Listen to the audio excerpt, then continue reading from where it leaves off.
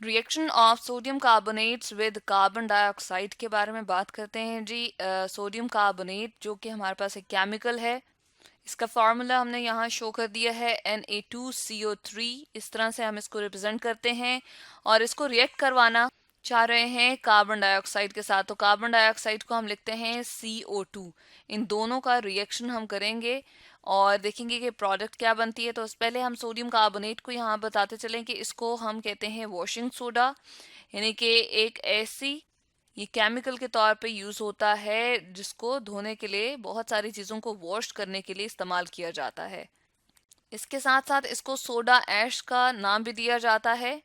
Soda ash का नाम इसको क्यों दिया जाता है कि पुराने वक्तों में जो मुख्तलिफ प्लांट्स होते थे, कुछ प्लांट्स ऐसे होते थे जो सोडियम रिच सॉइल में उगते थे, तो उनको सोडियम रिच प्लांट कहा जाता था। फॉर एग्जांपल ये हमने जो बनाए हैं सोडियम रिच प्लांट, अगर हम इसको कह दें, तो जब ये बड़े होंगे, बड़े बड़े दरख्तों में जो है वो चेंज हो जाएंगे, तो उन दरख्तों की लकड़ी को जला के जो ऐश तैयार की जाती थी, यानी कि जो राख इस्तेमाल यहाँ पर तैयार की जाती थी, वो इन लकड़ियों से हासिल होती थी।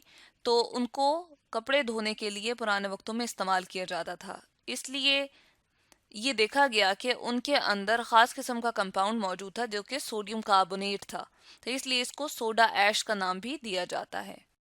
अब देखते हैं कि इसको प्रिपेयर कैसे करेंगे। कार्बन डाइऑक्साइड को NaOH के साथ ट्रीट किया जाता है, तो इसके नतीजे में जो प्रोडक्ट बनती है वो है सोडियम कार्बोनेट और वाटर। तो कार्बन डाइऑक्साइड हमने गैशियस स्टेट में लिया है, इसके लिए स्मॉल g यहाँ पर लिख दिया ब्रैकेट में। NaOH सोडियम हाइड्रोक्साइड जो है वो एक्वस फॉर्म में लेंगे।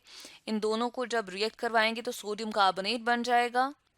और इसी सोडियम कार्बोनेट को जब हम वाटर और कार्बन डाइऑक्साइड की प्रेजेंस में आपस में रिएक्शन शो करेंगे, यानी कि सोडियम कार्बोनेट रिएक्ट करने जा रहा है कार्बन डाइऑक्साइड के साथ, तो सोडियम बाय कार्बोनेट जो है वो प्रिपेयर हो जाएगा। यहाँ ऊपर वाली इक्वेशन को अगर हम बैलेंस करें तो देखें, दो सोडियम यहाँ मौजूद हैं, इसके लिए यहाँ पर शुरू में हमें क्या लगाना पड़ेगा, 2। तो इस तरह से दो सोडियम और दो सोडियम यहाँ बैलेंस हो गए। टोटल ऑक्सीजन देखें तो 2 यहाँ पर कितने, 4 हैं, 3 and 1, 4 यहाँ पर भी मौजूद हैं। कार्बन एक ही है, यहाँ पर बैलेंस्ड है। और हाइड्रोजन को अगर देखें तो 2 हाइड्रोजन थे यहाँ पर भी 2 हाइड्रोजन है। अब नीचे वाली इक्वेशन को अगर हम देखते हैं तो सोडियम कार्बोनेट को हमने लिया है जी एक्वस फॉर्म में। चले ऊपर वाले भी हम यहाँ पर मुकम्मल तौर पर लिख लेते हैं कि ये एक्वस फॉर्म है, और वाटर जो है हमें मालूम है लिक्विड फॉर्म में यहाँ प्रिपेयर होता है, और यहाँ पर भी वाटर लिक्विड फॉर्म में होगा, जबकि कार्बन डाइऑक्साइड गैसियस स्टेट में यहाँ पर हम ले लेते हैं। तो इसके नतीजे में ये बन गया है सोडियम बाइकार्बोनेट एक्वस फॉर्म में। अब इसको बैलेंस करते हुए हम देखें तो 2 सोडियम यहाँ मौजूद है, यहाँ 1 है, इसके शुरू में हमें 2 लगाना पड़ेगा।